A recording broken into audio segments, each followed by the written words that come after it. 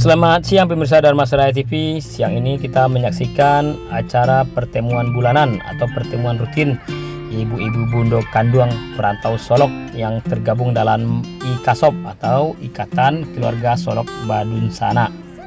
140 lebih ibu-ibu bundo kanduang Solok yang sudah terkonfirmasi hadir pada hari ini. Dan ternyata pesertanya membludak. Di luar dugaan, peserta pun makin hari makin banyak. Pada pertemuan yang ke-12 ibu-ibu bundo kanduang perantau Solo ini, ternyata hadiah dan door prize pun semakin banyak dan asal daerahnya pun semakin merata. Sumani, Selayo, Moro Labuh, Moro Pingai, Paninggahan, dan banyak lagi daerah-daerah yang tak bisa kita sebutkan satu persatu. Dan semakin hari ibu-ibu perantau ini semakin kompak. Ada dari Kota Solok, Tanjung Bingkuang, dan Aripan. Wow, ternyata orang Solok benar-benar kompak di perantauan.